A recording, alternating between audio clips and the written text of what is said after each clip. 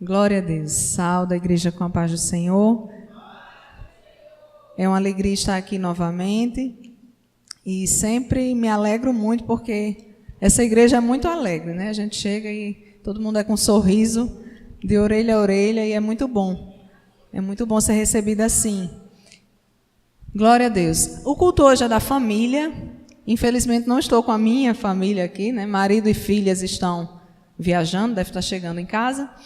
Mas eu dou graças a Deus porque a família é projeto de Deus. E se a igreja aqui local tem colocado no coração esse propósito de fazer um culto da família, é porque entende essa importância, entende a relevância da família. E para falar sobre família, eu gostaria de trazer para vocês uma reflexão sobre coisas que têm feito muita diferença na minha vida. São temas que têm queimado em meu coração já há bastante tempo, e não é por acaso, é porque esses temas, essas questões, foram questões que influenciaram na minha vida e têm influenciado no meu casamento e na minha família. Então, eu gostaria de falar um pouco para vocês hoje de dois aspectos do casamento que eu entendo que a palavra de Deus revela que esses dois aspectos são os principais aspectos do casamento. E aí eu gostaria de... Pode passar. Eu gostaria de ler esse texto com os irmãos. Se vocês sabem bem, o capítulo 5 de Efésios fala sobre os deveres da família, os deveres de marido, de mulher. Fala que os filhos devem ser obedientes aos pais, devem honrar seus pais, para que tenham vida longa na terra. E esse texto, Efésios 5:33, ele resume aquilo que são os nossos deveres como marido e como mulher.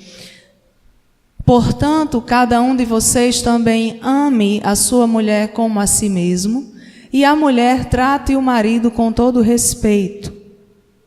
Então aqui nós temos duas coisas que são fundamentais, irmãos, no casamento: amor e respeito. Agora vocês perceberam que o texto fala para o marido amar a sua mulher e para a mulher tratar o marido com respeito. E quando você vê todo o desenrolar desse texto, na verdade esse versículo 33, ele é a conclusão do texto, do capítulo. Mas quando você vê todo o desenrolar desse capítulo, você vai ver como o apóstolo Paulo está ali, inspirado pelo Espírito Santo, instruindo as famílias, instruindo maridos, instruindo mulheres.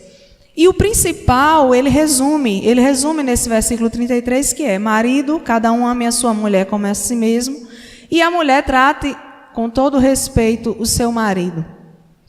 E eu não sei se vocês já perceberam, mas isso é algo que eu não tinha percebido e comecei a notar quando, num casamento em que fui convidado, o celebrante falou isso para os noivos, e eu realmente entendi que a palavra de Deus estava revelando aquilo, que é a principal necessidade emocional da mulher é ser amada.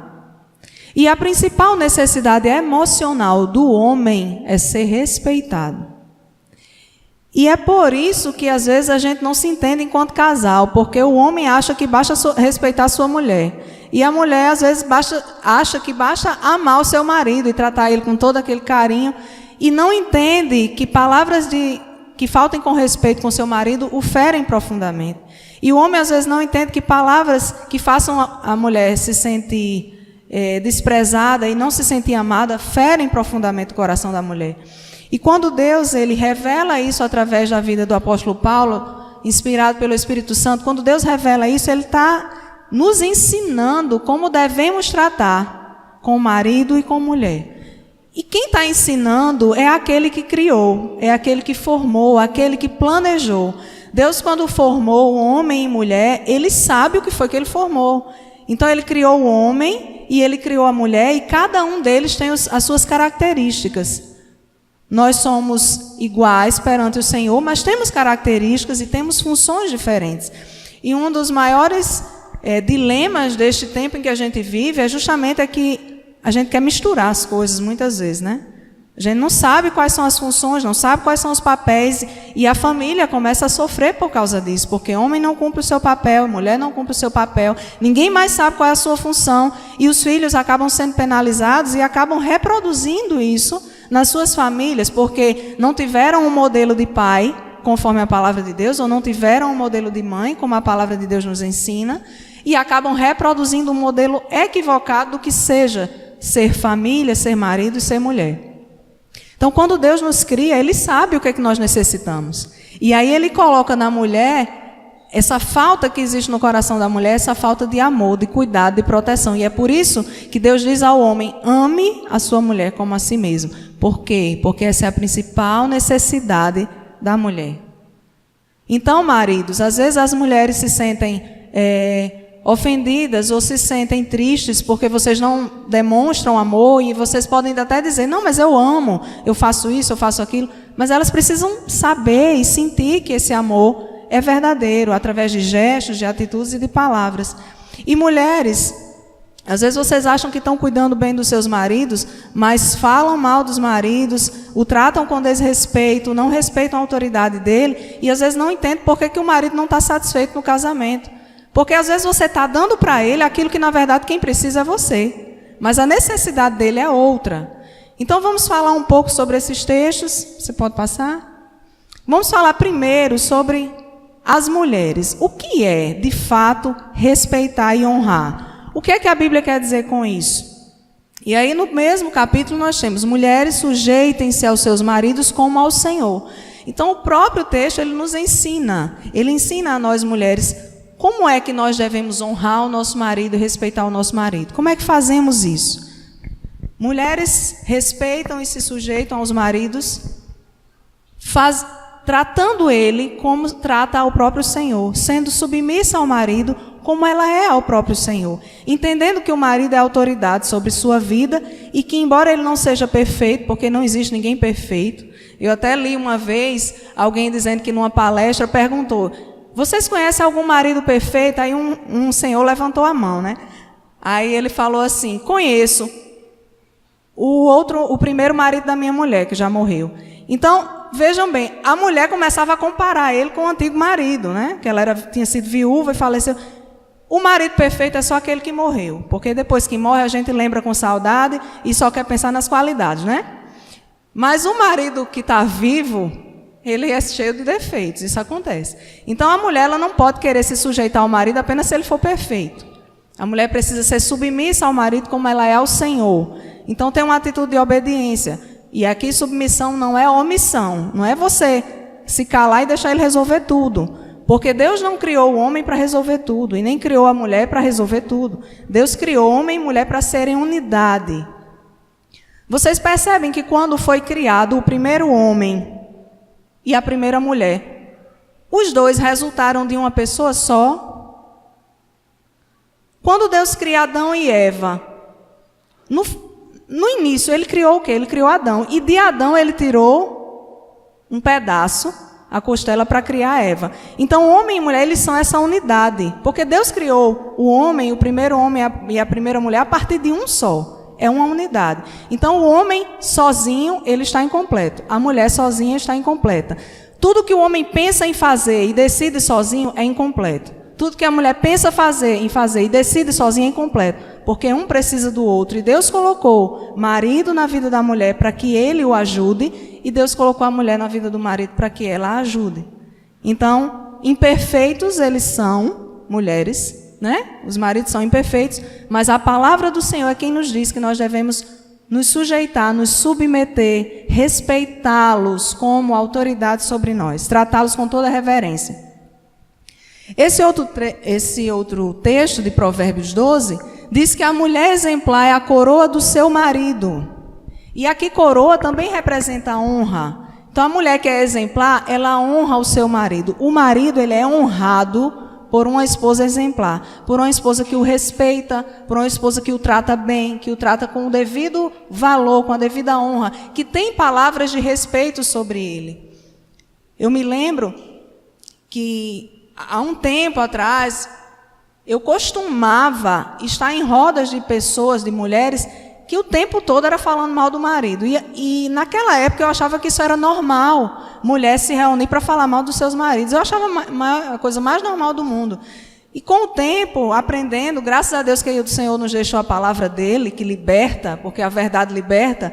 Então, com o tempo, a palavra do Senhor entrando no meu coração, eu entendi que aquilo não era certo. E eu comecei a me incomodar. E quando mulheres começam a se reunir, começam a falar dos maridos, eu começo a me incomodar.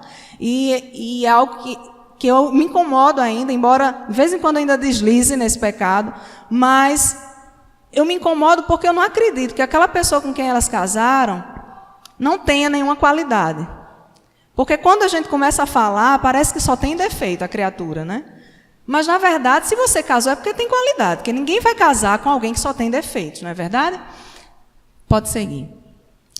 Outro texto que está em 1 Pedro 3, aí são 2 slides, eu vou começar a ler, depois você já passa, certo? Ele está falando para as mulheres, e nesse mesmo capítulo ele vai falar para os homens também. A beleza de vocês não deve estar nos enfeites exteriores, como cabelos trançados e joias de ouro ou roupas finas.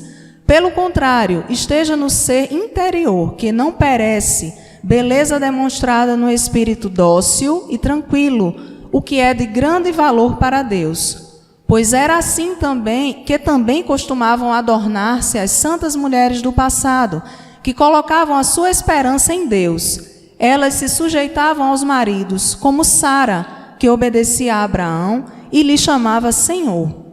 Dela vocês serão filhas se praticarem o bem e não derem lugar ao medo. Pode retornar. Então aqui nós vemos o apóstolo Pedro ensinando às mulheres que a beleza delas não está no seu exterior. E às vezes a gente interpreta esse texto como, não, então a gente não deve se adornar. Não é isso que o texto está dizendo. O texto está dizendo que você pode estar vestida de ouro, mas se você não tiver um espírito dócil e tranquilo, e não for submissa ao seu marido como Sara, que ela usa como exemplo, obediente ao marido como Sara era, você não terá valor. A sua beleza, ela não vai... Na verdade, o que acontece? A beleza, ela é passageira. E aí, quando a gente vai envelhecendo, a beleza vai passando, né? Eu não sou... Assim, eu estou envelhecendo e já começo a sentir, viu? Eu começo a ver minhas fotos de quando eu era mais jovem e eu digo, meu Deus, como muda, como a gente muda. E como é perecível a beleza. E se a gente se dedicar, né, dedicar-se apenas a cuidar, a cultivar a nossa beleza e esquecer do nosso interior, nós não seremos valiosos para Deus e um dia nossos maridos vão perceber que nós não somos valiosos. Porque a beleza perece e o que fica é o que está dentro de nós. Então nós temos que ser como Sara e termos um espírito dócil e tranquilo, obedientes aos nossos maridos. E aí nós entendemos o que é que o apóstolo Paulo estava querendo dizer ali com respeito. O que é tratar o marido com respeito? É não o envergonhá-lo, é tratá-lo com reverência, é submeter-se a ele como autoridade na sua casa, é dar a ele a oportunidade de ser autoridade. Tantas vezes as mulheres, eu sei porque já fui assim, e às vezes tenho que me policiar para não ser assim. Muitas vezes nós achamos que fazemos as coisas melhores do que nossos maridos, e resolvemos tudo melhor do que eles. E por causa disso, às vezes a gente toma a frente e deixa eles acuados, porque a gente vai fazer coisas que na verdade eles deveriam fazer. Então, mulheres, não tomem os lugares dos seus maridos nas decisões, em atitudes. Ainda que você não concorde com aquilo que ele está fazendo, você pode até conversar, sugerir, auxiliar, porque foi para sermos auxiliadoras que fomos criadas. Então, também não devemos nos omitir. Podemos auxiliar, conversar, mas deixa ele tomar a decisão, deixa ele tomar as decisões. Deixa ele tomar as decisões. Deixe ele saber que você acredita que ele está tomando a decisão correta ou que ele tem capacidade para tomar a decisão. Não intervenha de uma forma que seu marido fique acuado. Porque quando nós fazemos isso, acontece duas coisas. Ou o marido se sente desprezado e desprezível, ou ele acha muito bom porque ele não precisa mais tomar decisão nenhuma, não precisa mais cuidar de nada e ele entrega tudo nas mãos da mulher. E o que acontece é que nós ficamos sobrecarregadas, porque Deus não nos criou para liderarmos a nossa casa. Deus nos criou para sermos auxiliares daquele que vai liderar. E quando a gente assume a liderança Quando tem um marido, eu não digo quando não tem marido, às vezes o marido abandonou, o marido faleceu, é diferente. Mas quando você tem um marido vivo ali do seu lado, ele pode ser cheio de imperfeições, mas o ajude a descobrir as virtudes dele. Então vamos ver os conselhos para os maridos. Os conselhos para os maridos eu acho que são os mais difíceis. Embora as mulheres achem que ser mulher é mais difícil, mas se a gente for ao pé da letra, se o marido for cumprir o que está na Bíblia, não é fácil a missão do marido. Maridos, amem suas mulheres, assim como Cristo amou a igreja e entregou-se a si mesmo por ela. Efésios 5, 25. Então, o amor que os maridos têm que devotar às suas mulheres não é o amor só de palavras, não é o amor só de dizer que ama e está junto. É um amor em que ele se entrega por causa dela. Vocês percebem a profundidade do que o apóstolo Paulo está dizendo aqui? Porque quando Jesus Cristo se entrega por nós, ele se entrega assumindo no nosso lugar coisas que são nossas, pecados que são nossos. Então ele se entrega, ele sofre por nós, ele coloca a igreja, ele ama, nos ama tanto, que ele nos coloca como primeiro lugar. E ele obedece ao Pai, e por causa de nós, por causa do amor com o qual ele nos amou, ele se entrega. Ele se entrega e ele sofre por nós. E os maridos devem amar suas esposas da mesma forma. O amor dos maridos com as mulheres deve ser esse amor de entrega, esse amor de servir, de ser sempre aquele que serve. Jesus disse que veio nos ensinar isso, eu vim para servir. Ser sempre o primeiro a servir, ser aquele que coloca as necessidades da esposa antes das dele. Ser um marido que coloca as necessidades da esposa antes das dele, não é ser um marido manipulado. O mundo às vezes confunde. E nós somos muitas vezes influenciados pelas coisas que o mundo nos diz. Eu já vi várias vezes pessoas que estão prestes a casar, e eu vejo os amigos entre si conversando e dizendo, pronto, agora vai ser manipulado, ou agora não vai ter mais vontades. Mas, na verdade, não é manipulação. A questão aqui é obediência a um mandamento.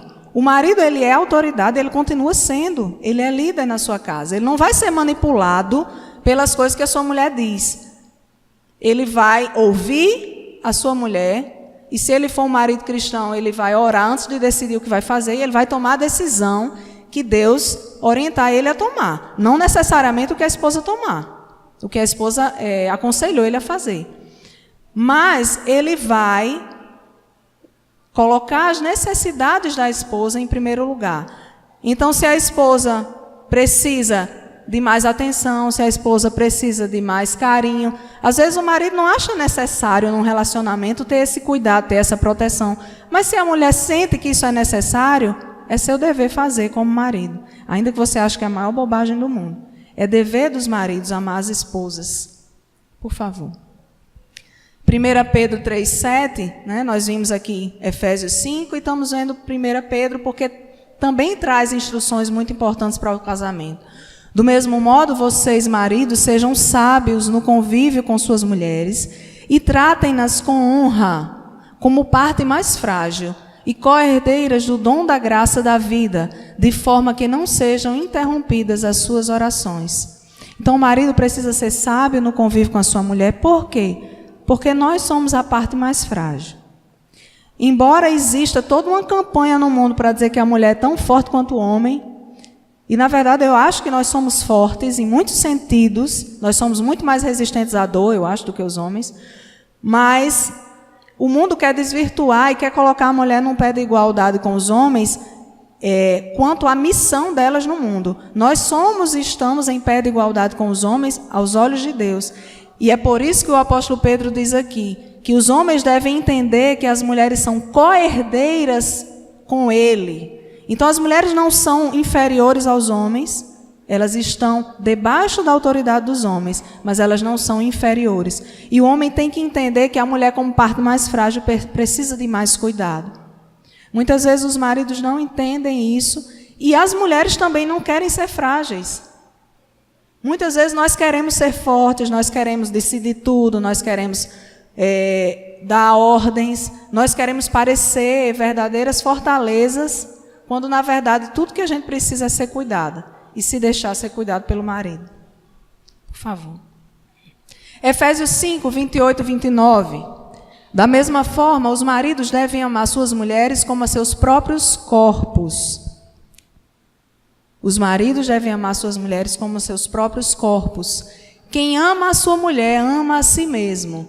Além do mais, ninguém jamais odiou o seu próprio corpo. Antes o alimenta e dele cuida, assim como Cristo faz com a igreja. Então, quando você cuida da sua esposa, você está cuidando de si mesmo. Ninguém trata com grosseria a si mesmo. Ninguém trata com desprezo a si mesmo. Então você ama e você cuida. E o cuidado é o mesmo cuidado que Cristo teve com a igreja. É amar e cuidar, não é amar só de palavras. E aí eu coloquei essa frase para vocês, porque essa frase ela me chamou muita atenção há um tempo atrás na minha vida. Como mudar o que mais me irrita no casamento. Isso é um título de um livro que eu li. E eu acredito que se os irmãos pegassem esse livro para ler, iam ficar animados, porque iam achar que ia ter todas as respostas para mudar o marido ou mudar a mulher, né? Quando eu peguei esse livro, eu estava num tempo muito difícil de tentar entender, de me voltar para o Senhor. Eu tinha passado um tempo afastado da comunhão dos irmãos. E eu estava voltando, mas ainda era muito difícil me submeter ao meu marido. Eu tinha muita dificuldade. Eu achava que eu podia decidir as coisas sozinha. Eu achava que ele não sabia resolver as coisas sozinho. E que ele não tinha capacidade de tomar as decisões. E, por vezes, eu me omitia ou, por vezes, eu reclamava. Mas aí eu achei esse livro. Pesquisando na internet, eu achei esse livro. E, inclusive, tem esse livro gratuito para baixar em PDF na internet, quem tiver interesse de ler. O autor do livro eu nem coloquei aí, mas é Gary Chapman, é Gary Chapman, é um autor americano.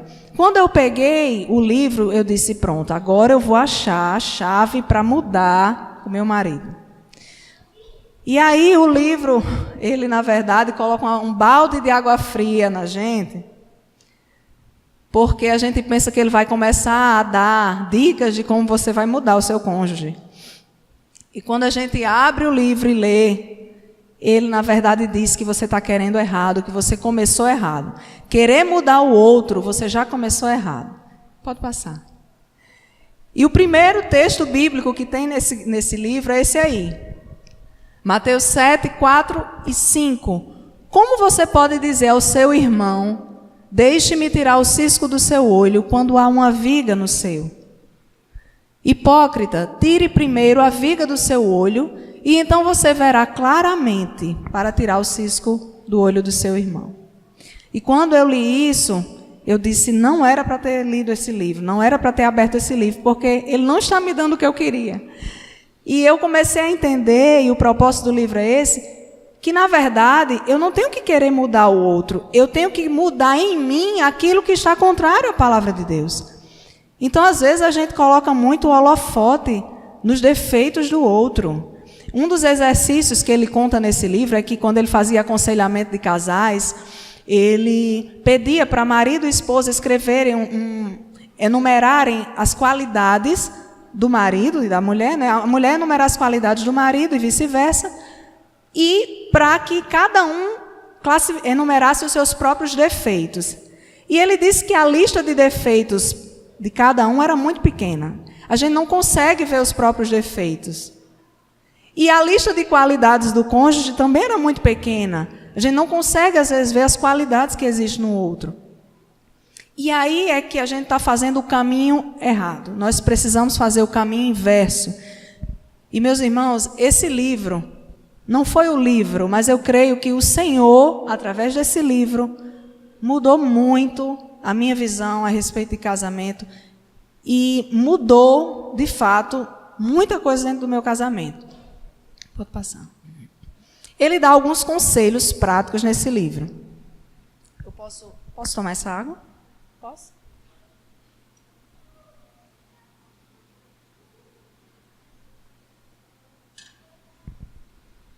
Então vamos lá. Ele dá alguns conselhos práticos, que se vocês quiserem, sei lá, tirar uma foto aí dessa tela, anotar, e quiserem fazer em casa, é bem interessante, porque eu fiz isso e realmente houve um resultado. Primeiro, nós devemos enxergar os nossos próprios defeitos. E ele cita, quando ele está falando sobre essa questão, ele cita até o Salmo 139, né, que o Salmo diz: Senhor, sonda-me, vê se há em mim algum caminho mau e guia-me pelo caminho eterno.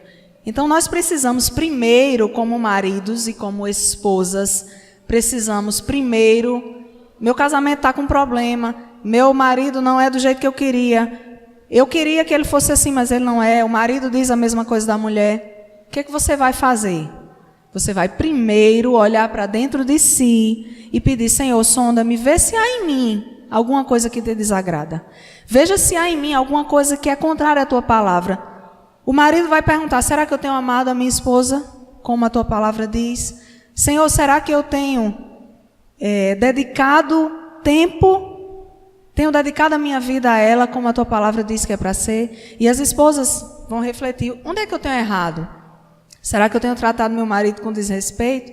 Será que eu tenho sido uma esposa negligente? Será que eu tenho sido uma esposa relapsa? E aí você vai buscando os seus próprios defeitos. Algum defeito você tem. E aí você vai... Se você não lembrar de nenhum, porque você é muito bonzinho, perfeito, peça ao Senhor que Ele vai lhe lembrar. Aí Ele vai dizer algum defeito.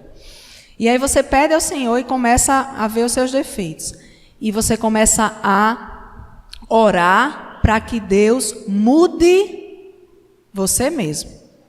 Então o primeiro passo para que você veja transformação no seu casamento, no seu cônjuge, é pedir a Deus que mude a você mesmo, que mude aquilo que está em você, que não agrada ao Senhor, que está em você, que é contrário à palavra de Deus. E eu comecei a fazer isso. E comecei a orar. E ele dá outras dicas, mas aqui eu selecionei as principais. Mas ele dá algumas dicas, por exemplo, se você não vê esses defeitos, pergunte a alguém próximo. Às vezes você não vê, mas pergunte a alguém próximo: fulano, um irmão de confiança, você acha que eu tenho tratado bem minha esposa? O que você acha? E a esposa pergunta para alguém de confiança também. E ore para que o Senhor comece a mudar aquilo que está em você. E Ele vai começar a mudar. Terceiro ponto: agradeça a Deus pelas virtudes do seu marido. Mulheres, agradeçam a Deus pelas virtudes do marido. Maridos, agradeçam a Deus pelas virtudes da esposa. Enumere essas virtudes. Alguma virtude ele há de ter, né? Como eu falei aqui no início, ninguém vai casar com alguém que não tenha qualidade alguma. Então enumere essas virtudes. Se você não está conseguindo ver nada porque está em crise, não consegue ver qualidade, lembre de quando você casou, você escolheu essa pessoa para casar. Quais eram as virtudes? O que foi que chamou a atenção nessa pessoa? E aí você vai lembrar. Se ele era assim, aquela virtude ainda está lá, ainda que esteja adormecida. E comece a agradecer, comece a dar graças, dê graças pelas virtudes. Agradeça: Senhor, obrigado porque meu marido é crente, porque ele serve ao Senhor, obrigada porque ele tem um emprego, obrigada porque ele é saudável, obrigada porque ele é um bom pai, obrigada porque ele cuida de nós, porque ele traz a provisão para o lar, obrigada porque ele é honesto. E você vai enumerando e vai agradecendo a Deus pelas virtudes. Nesse momento, você não vai colocar diante de Deus os defeitos da pessoa, não. Você vai só agradecer. Comece a dar graças e dar graças. E quando você começa a dar graças, o Senhor começa a te preencher e, de fato, você começa a ficar satisfeito com o seu casamento. Não é que mude, não mudou. O que mudou foi você. O que mudou foi o que está no seu interior. A pessoa continua cheia de defeitos, mas você fica cheio do Espírito Santo, porque quando a gente começa a dar graças, a gente fica cheio do Espírito Santo. E nós, cheios do Espírito Santo, começamos a o próprio Senhor vai nos direcionando e vai nos conduzindo. E aí nós conseguimos superar as dificuldades do nosso casamento. Então, o quarto ponto é orar para que Deus transforme. Então, o ponto que seria inicial na nossa mente, né? Não, eu vou pedir a Deus que transforme ele. É o último. Então, primeiro você vai enxergar os seus defeitos, orar para que Deus te mude. Depois você vai ver as virtudes dele e agradecer pelas virtudes dele. E só no final você vai orar para que Deus transforme o coração dele naquelas questões que você acha que precisa ser transformado. Então você vai começar a orar. E o Senhor vai começar a agir. Sabe por quê? Porque você fez o caminho certo. Porque você começou do jeito certo.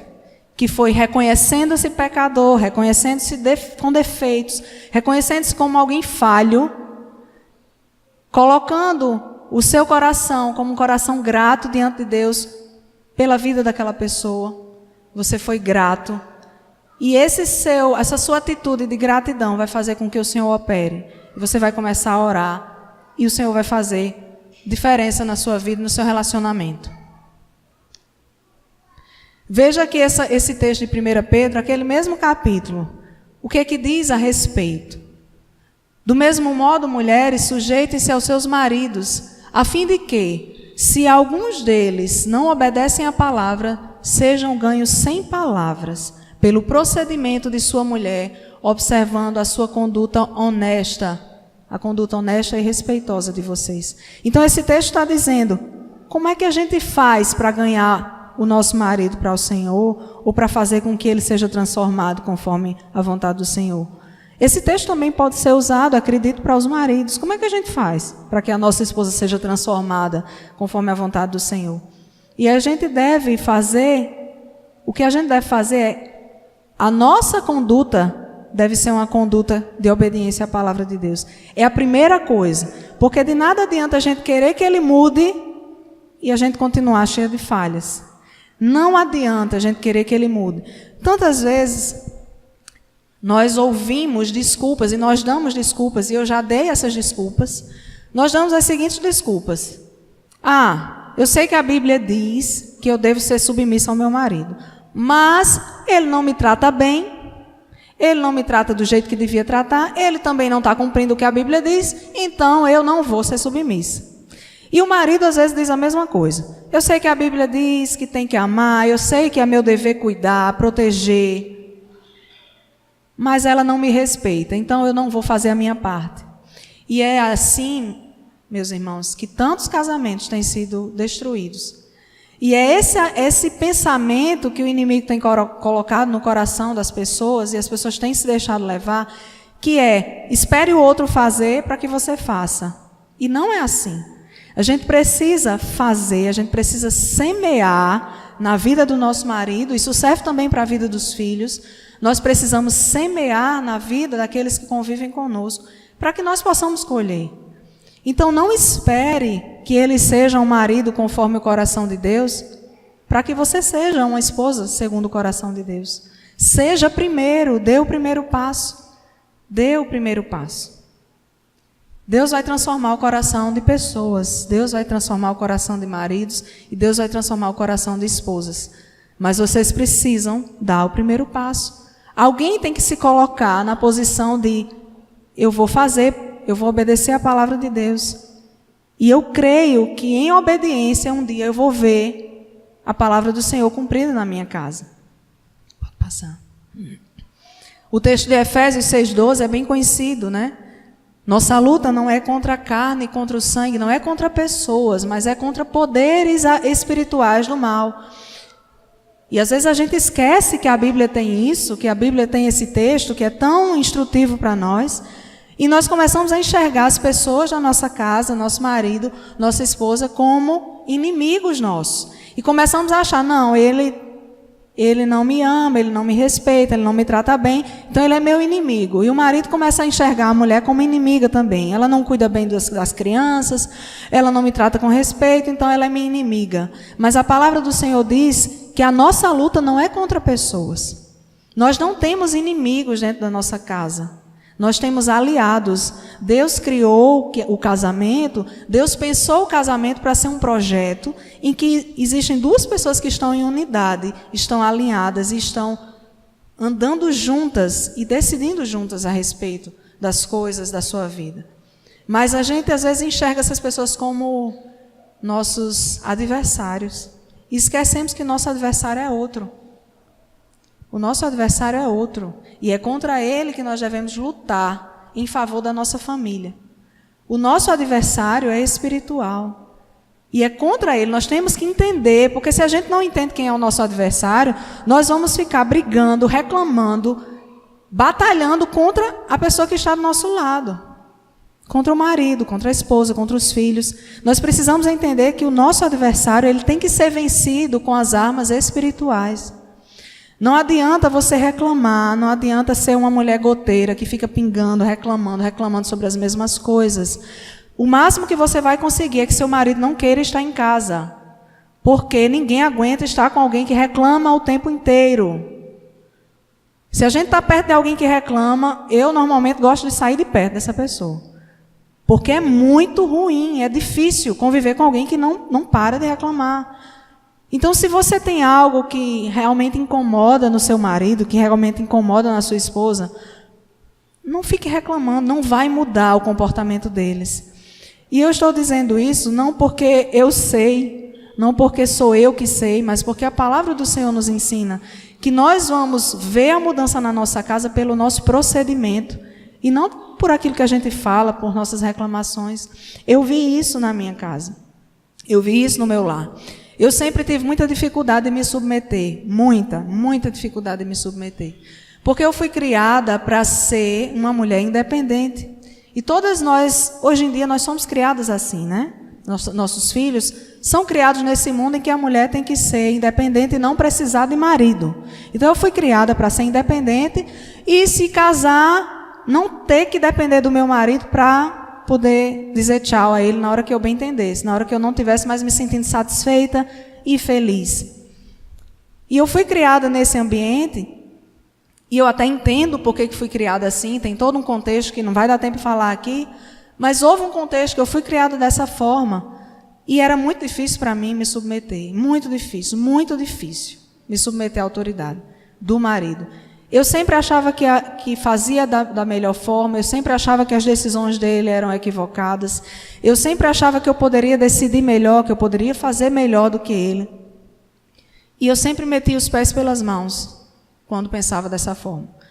Porque eu até resolvia e fazia muitas coisas, mas eu não via bons frutos naquilo que fazia.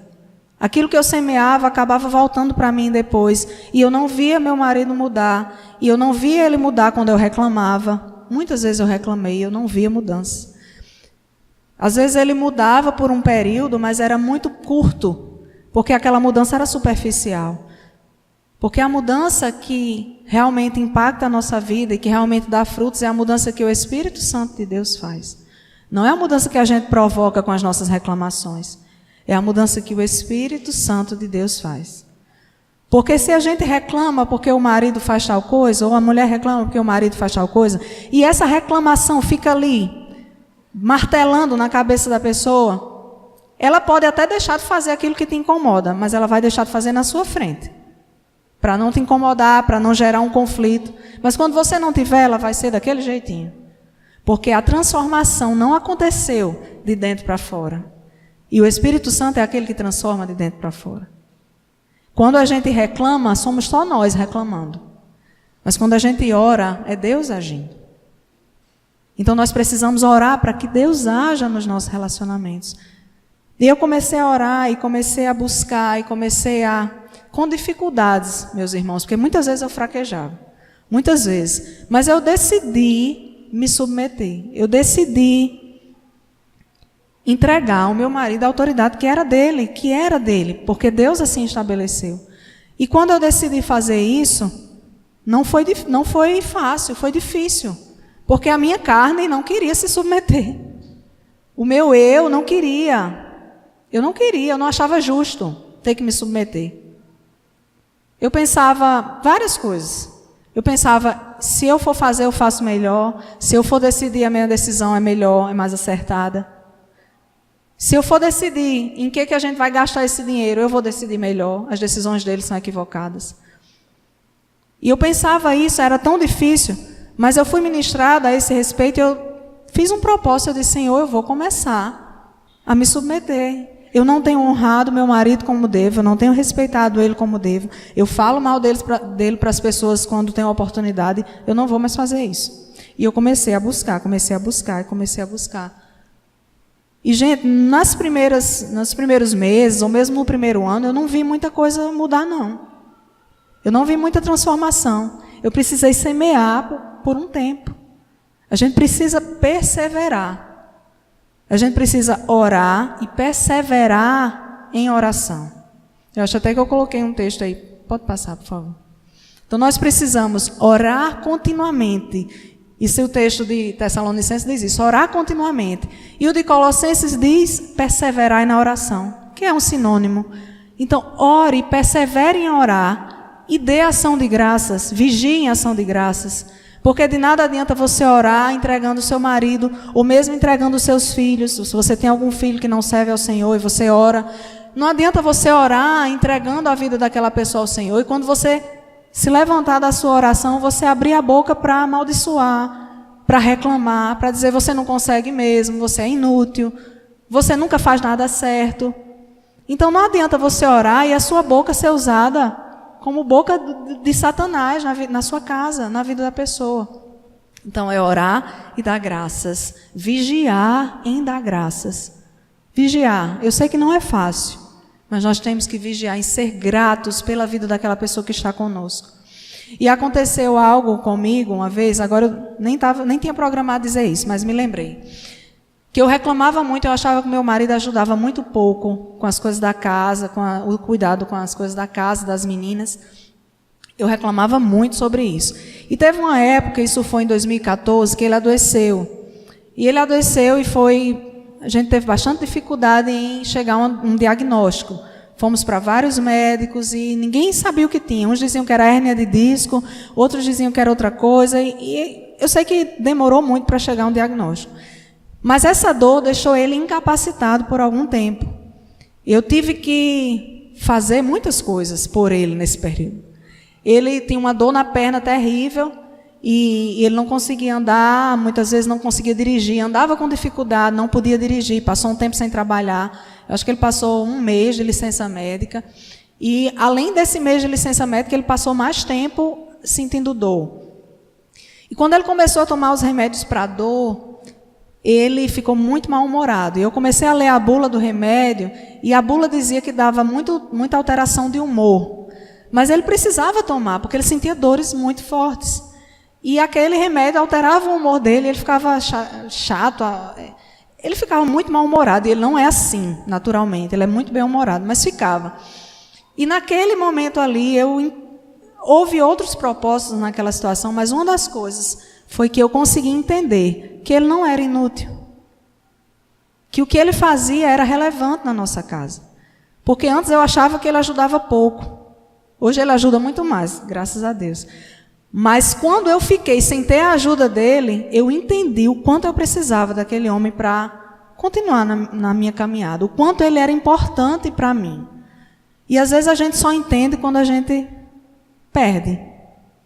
E eu não perdi, graças a Deus, mas naquele momento ali ele não podia me servir.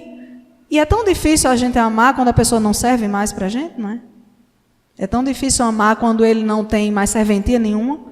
Quando ele não servia para levar as meninas na escola, quando ele não servia para fazer supermercado, quando ele não podia sair de casa porque ele sentia dores. Ele ficava o tempo todo sentindo dor e reclamando. E ele ia dormir, se virava e reclamava das dores. E como é difícil a gente amar quando a pessoa não está nos servindo. E às vezes a gente precisa passar por essas situações para a gente ser grato ao Senhor. Então, ainda que você não tenha nada para agradecer agora, ainda na sua cabeça você não lembre de nenhuma qualidade do seu marido, nem da sua esposa, seja grato porque ele é saudável.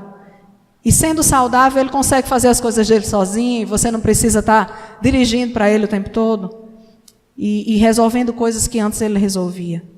Vamos ser gratos. Pode passar. Então, para encerrar, eu gostaria de concluir o pequeno testemunho que eu comecei a contar, que eu falei que eu comecei a semear e no início eu não via mudanças, mas que depois a mudança começou a acontecer. E essa mudança aconteceu depois de muito tempo, foram alguns anos orando. Eu me lembro que em 2016, o Senhor colocou no meu coração um propósito, eu creio que foi Deus mesmo. 2016, quando se aproximou o aniversário do meu marido, Deus colocou no meu coração um desejo de fazer naquela semana do aniversário dele uma campanha, uma pequena campanha de jejum e oração pela vida dele. E ele sempre foi um bom marido, um marido atencioso. Ele tinha muitas qualidades, mas tinha muita coisa que eu queria que ele mudasse. Principalmente em relação ao compromisso dele com o Senhor, com a obra do Senhor. Tinha muita coisa que eu queria que ele mudasse. Eu queria muito caminhar junto com ele na obra. Eu queria muito que ele tivesse o mesmo compromisso que eu gostaria de ter. E eu jejuei nessa semana por causa disso, eu orei. E isso foi em 2016. E em 2016, nesse mesmo ano, eu engravidei do nosso terceiro filho. Eu tenho gêmeas, acho que a maioria aqui já viu minhas meninas, quando nós viemos aqui em outra oportunidade. E eu engravidei do terceiro filho em 2016.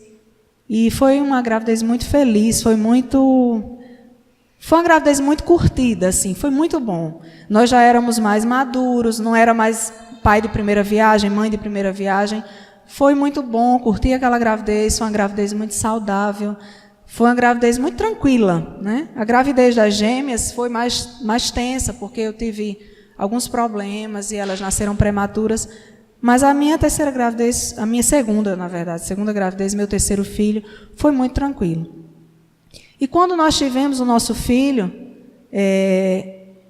aconteceu algo que mudou a nossa vida, mudou profundamente a nossa vida. Nosso filho, apesar de os exames mostrarem que ele era super saudável, estava tudo bem, ele nasceu e apresentou logo nas primeiras horas de vida problemas sérios. Problemas de respiração, era alguma coisa no pulmão e no coração, que eu não sei dizer ao certo o que era, mas ele não conseguia respirar e ele sangrava pelo nariz, e era muito difícil ver tudo aquilo.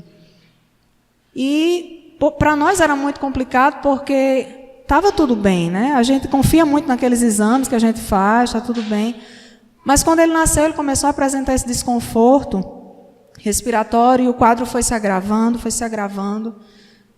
e ele chegou a ter algumas paradas cardiorrespiratórias, mas eu confiava que o Senhor ia livrar ele daquilo ali. Mas, para nossa infelicidade, no mesmo dia, né, que ele nasceu pela manhã, à noite nós perdemos nosso filho, ele partiu.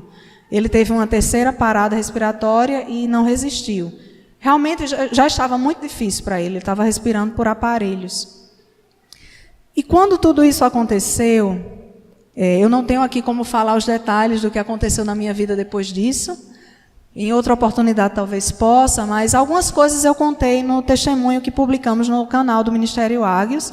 Eu sei que alguns aqui seguem, e se vocês quiserem ter mais informações sobre isso, tem o testemunho no canal. Mas eu queria falar a esse respeito só uma coisa para encerrar.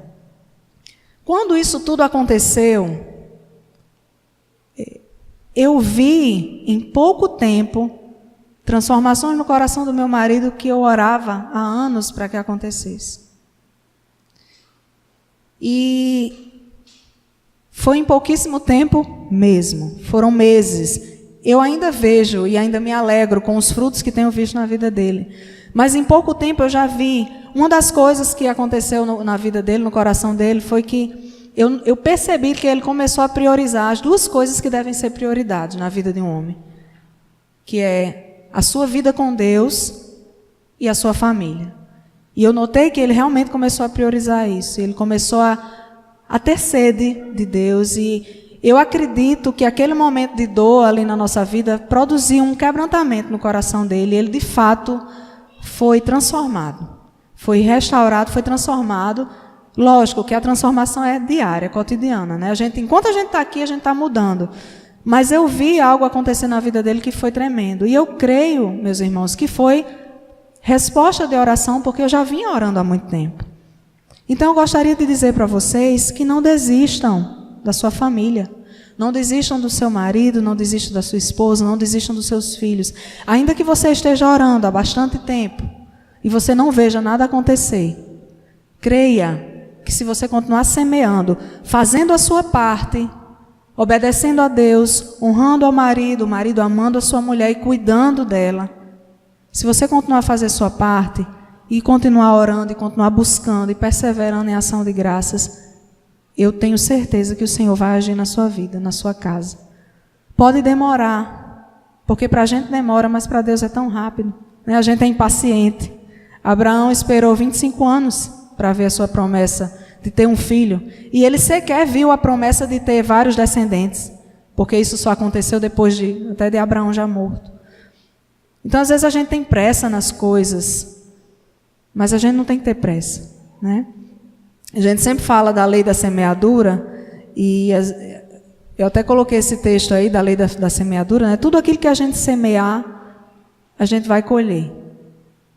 Então, o que é que você tem semeado na vida do seu esposo? O que é que você tem semeado na vida da sua esposa? Aquilo que você estiver semeando, você vai colher. E eu creio que o Senhor vai agir e vai honrar tudo aquilo que você tem feito. Não desista da sua família, não desista dos seus filhos. Continue orando, continue com a boca no pó. Deus vai fazer, Deus vai agir. Ainda que seja necessário um quebrantamento, como foi na minha vida. Foi necessário porque havia uma dureza de coração, realmente existia. Existia, inclusive, no meu, tinha coisas que eu precisava mudar e eu não sabia. E o Senhor acabou me revelando nesse processo todo. Mas o que importa é que estamos prosseguindo para o alvo. Para mim, hoje, o mais importante é que eu perdi um filho, mas eu ganhei um marido transformado. E isso não tem preço. Isso não tem preço. Então, não importa o que é que você vai perder para ver a sua família transformada. Se são horas de sono, acordando mais cedo para orar pela família. Se são horas de lazer, para ficar mais tempo com a sua família. Não importa o que você vai perder. Priorize a sua casa, priorize o seu lar. Deus os abençoe em nome de Jesus. Eu agradeço a oportunidade, pastor, em nome de Jesus.